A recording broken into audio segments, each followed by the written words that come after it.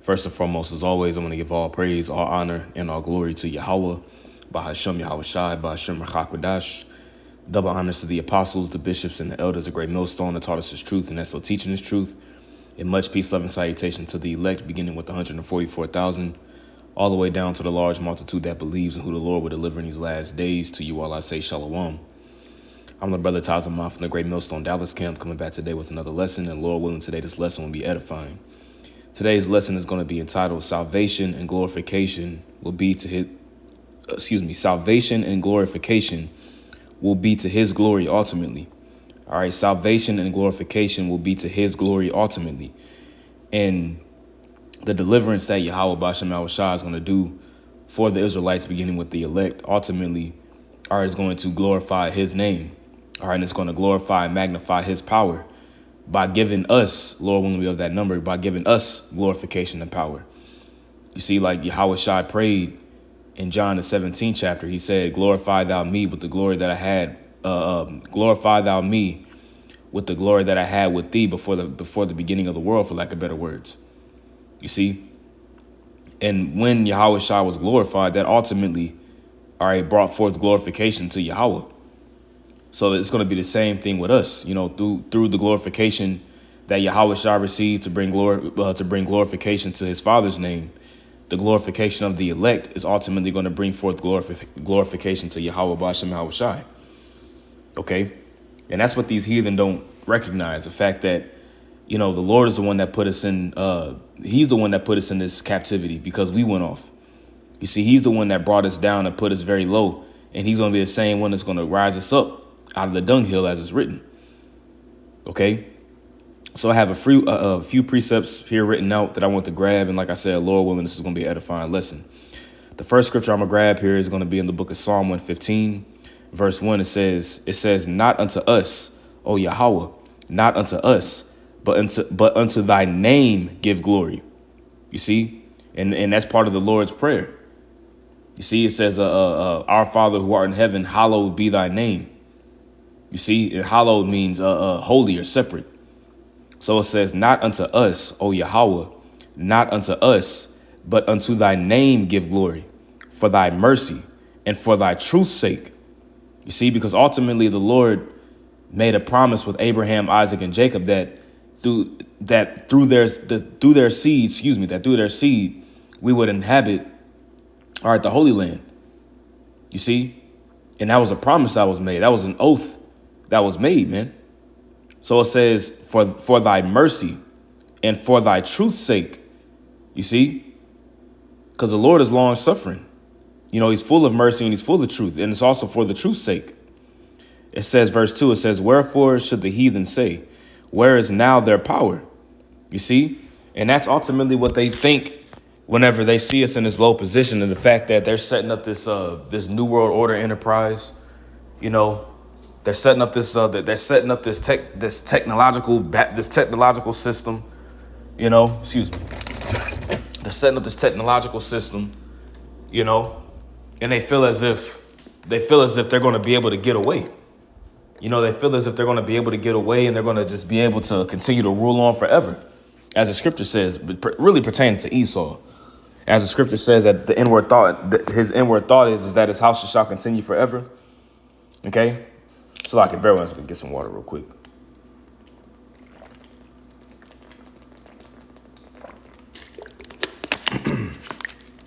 All right, Salaki. So verse 2, it says, wherefore should the heathen say, where is now their power? But our power is in the heavens. He hath done whatsoever he hath pleased. You see, our power, Yahweh Bashem Yahushua, he's over all things, and he resides in the heavens, and he sees everything too. It says he hath done whatsoever he hath pleased. You see that? The Lord has done whatever he wishes to do. Okay, because ultimately, like I said, the glorification that the Israelites are going to receive is going to bring forth glorification to Yahweh Bashem Yahushua by default. Okay, this is Isaiah 48, verse 1. It says, hear ye this, O house of Jacob, which are called by the name of Israel, okay, and are come forth out of the waters of Judah, which swear by the name of Yahweh, and make mention of the power of Israel, but not in truth, nor in righteousness. You see, because you got our people, you see, even the Jake that knows that they're Israelites, they may use the names Yahweh and Yahweh Shai. All right, but they're not doing it. They're not doing it in righteousness nor in truth. You know, they're doing it for an ulterior motive, maybe doing it for money, you know, for views, for clicks, whatever the case may be. You see, and you also got Jake that don't even call upon the name of the Lord. You got Jake that call upon Jesus, you know, or you can call him anything that you want to call him. You see, verse 2, it says, For they call themselves of the holy city, and stay themselves upon the power of Israel. Yahweh of hosts is his name. It's letting you know his name right here. And that Lord in all caps is Yahweh. I have declared the former things from the beginning. Okay, let's read this slowly. I have declared the former things from the beginning. Okay, it says, and they went forth out of my mouth, and I showed them. I did them suddenly, and they came to pass. You see, so everything that the Lord does and everything that the Lord said that he would do, all right, will come to pass. Either it has came to pass, it's coming to pass, or it will come to pass. Okay, in the book of Isaiah, the 55th chapter, it says that his word doesn't go out void. And the Lord is also a man that he should not lie. Okay, verse 4, it says, because I knew that thou art obstinate, which obstinate pretty much means hard-headed or stubborn. Okay, get that word obstinate. That word is quashah. All right, quashah. It says stubborn, you see? So he's saying, it says, because I knew that thou art obstinate or stubborn, and thy neck is as an iron sinew, and thy brow brass. You see, so the Lord knew that our people will be hard-headed, or he knew that our people will be stiff-necked. Remember, the scripture says that the Lord created the creature, the creature is made subject to vanity. Verse 5, it says, I have even from the beginning declared it to thee. I have even from the beginning declared it to thee, which means that, look, there's no free will. You see, from the beginning, the Lord declared that Israel will be a hard-headed, stiff-necked people. Before it came to pass, I showed it thee, lest thou shouldest say, mine idol hath, lest thou shouldest say, mine idol hath done them, and my graven image, and my molten image hath commanded them. And that's what our people is all into, man. Idolatry. And that's been the downfall of Jake from the beginning. Okay. The scripture says that that the devising of, let me get that real quick. The devising of idols. Let me see if I can find that. Yep. Wisdom of Solomon 14, verse 12. All right. It says, for the devising of idols was the beginning of spiritual fornication. You see that? Because when you commit spiritual fornication or spiritual adultery, it's whenever you worship another god other than Yahweh B'Shem Yahweh Shai. And that's what our people's into daily by their actions. For the devising of idols was the beginning of spiritual fornication, and the invention of them the corruption of life. And this place is full of idols, man. You see, that's why the idols are going to be moved whenever Yahweh B'Shem Yahweh Shai returns, man. Well, whenever Yahweh Shai returns, I'd rather say, with the holy angels, as it says in Jeremiah, the 50th chapter. All right, verse 6, it says, thou hast heard, see all this, and will not ye declare it? I have showed thee new things from this time, even hidden things, which are the mysteries. The Lord Yahweh B'Shem Yahweh Shai would do nothing, but he revealeth his secrets unto his servants, the prophets. It says even hidden things, but it's new things. It says, and thou didst not know them. They are created now, and not from the beginning. You see, so the Lord is even doing new things, man. You see, they are created now, and not from the beginning. Even before the day when thou heardest them not.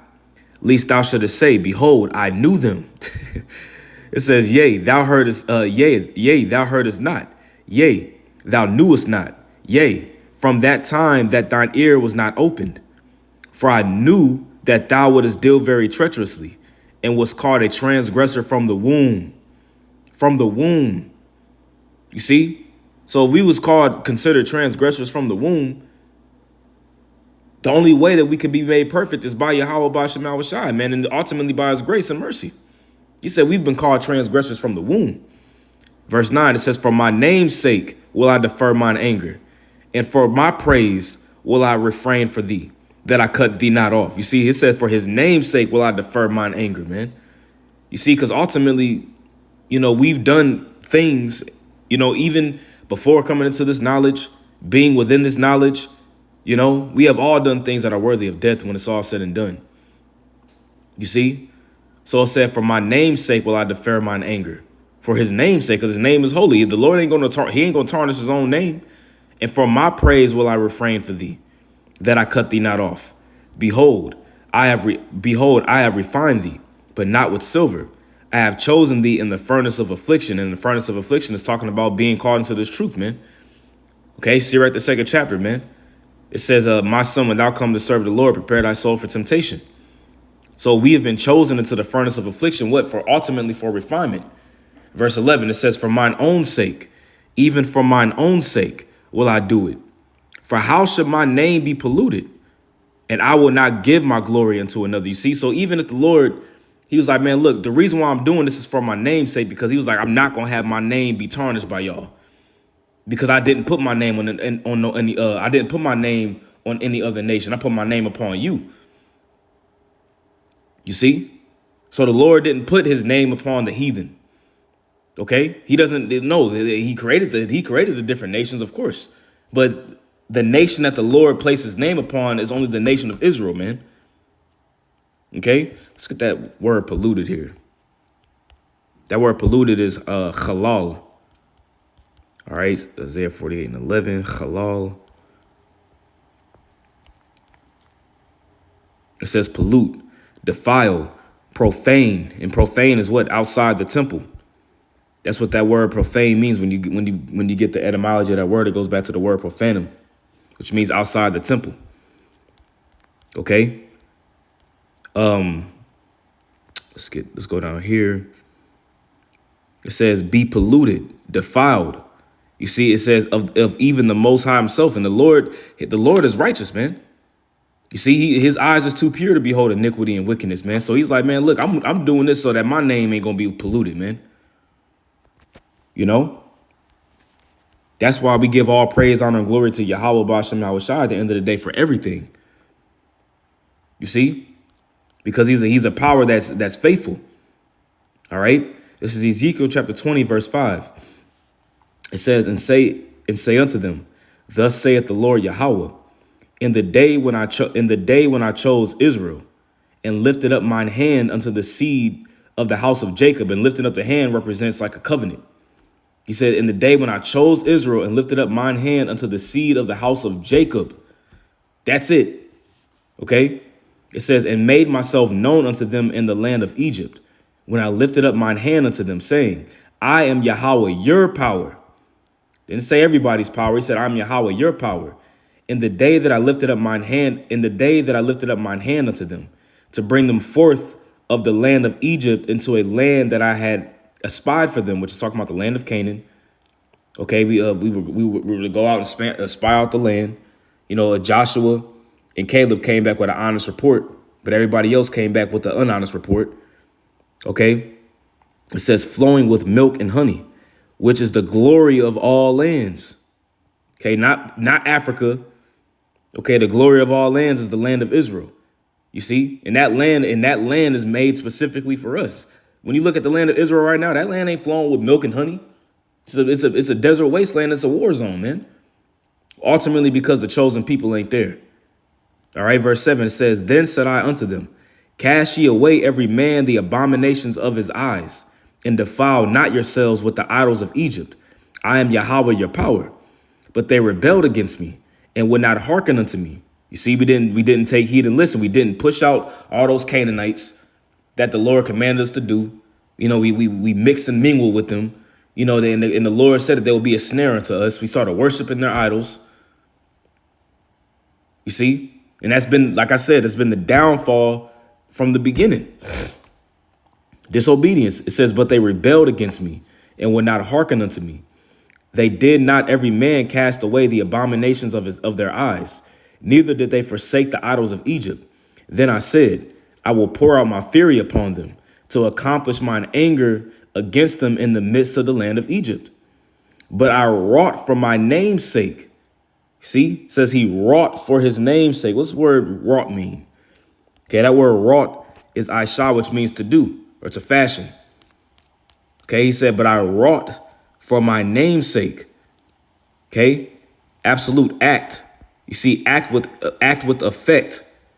You see, he acted with effect, but I acted with effect for my name's sake. You see, that it should not be polluted before the heathen, among whom they were, in whose sight, in the heathen sight, I made myself known unto them, in bringing them forth out of the land of Egypt. For his holy name's sake, he did that. Not because we was just so righteous. We was just this righteous people that was just doing everything right, and then the Lord decided just to do things for it. No, he did it for his holy name's sake, ultimately, man. And even with his holy name's sake, okay, we're going to be glorified to the point to where as we're going to be perfect, because the Lord is going to place the law, statutes, and commandments on our inward parts, man. You see? Isaiah 42, verse 8, it says, I am Yahweh. That is my name. Okay? It's clear as day what the name of the Lord is. I am Yahweh. That is my name. And my glory will I not give to another, neither my praise to graven images. You see? He's not going to give his glory. He's not going to give the law, statutes, and commandments. He's not going to give the promises. He's not going to give the covenants unto any other.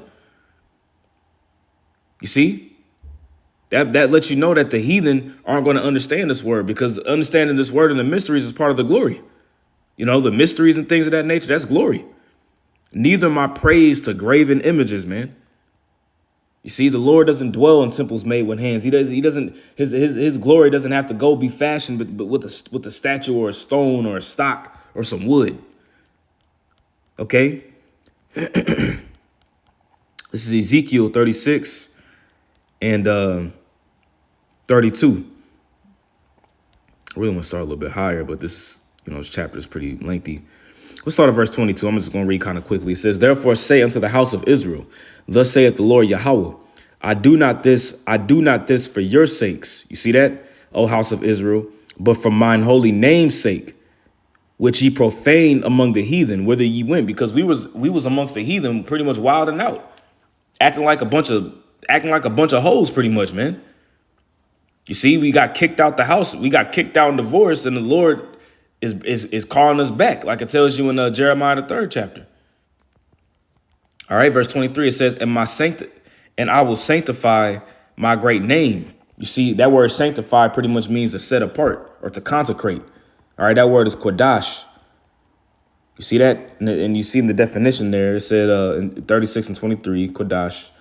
All right, hold on 1 second. Let me do something real quick.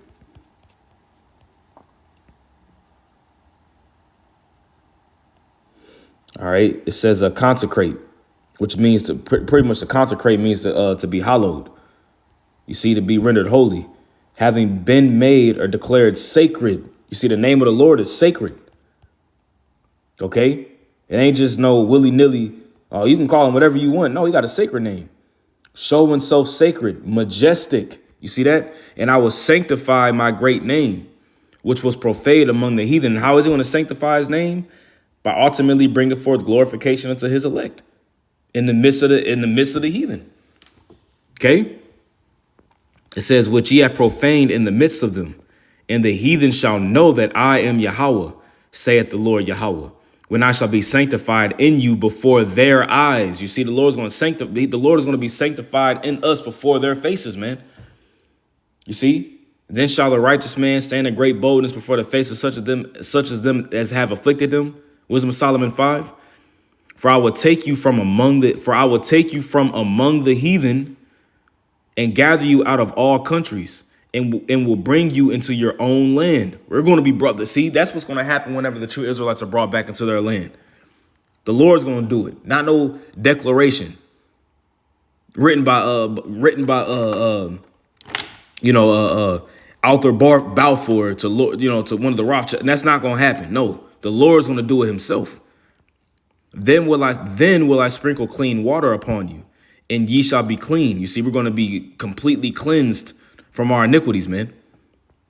You see, and that's ultimately through the sacrifice that Yahweh Shai made. because it's already it begins and it begins with this knowledge being preached.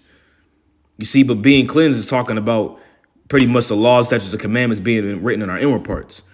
It says, from all your filthiness and from all your idols will I cleanse you. A new heart also will I give you, which is a new mind, and a new spirit will I put within you.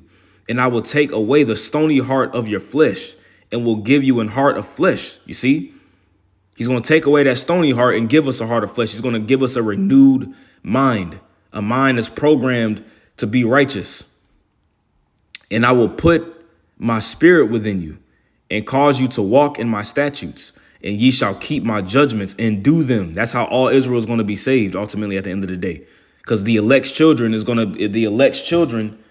all right, are going to come back, or the elect's children are going to be born, I'd rather say, with this mind, which is ultimately going to be the 2/3 and those that get destroyed coming back.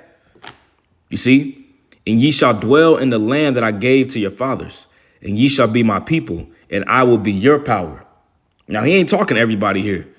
And it says, I will also save you from all your uncleannesses, and I will call for the corn and will increase it and lay no famine upon you. Why? Because we're ultimately going to be made perfect. We're not going to transgress anymore. A curse for transgression is the fact that the Lord would, he would cause a famine. That's one of many curses.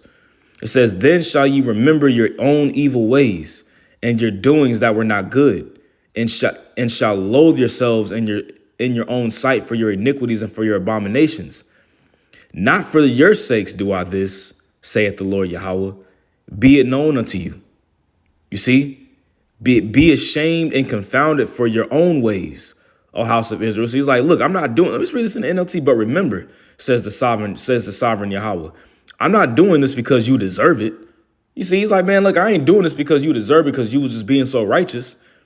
Oh, my people of Israel, you should be utterly ashamed of all you have done.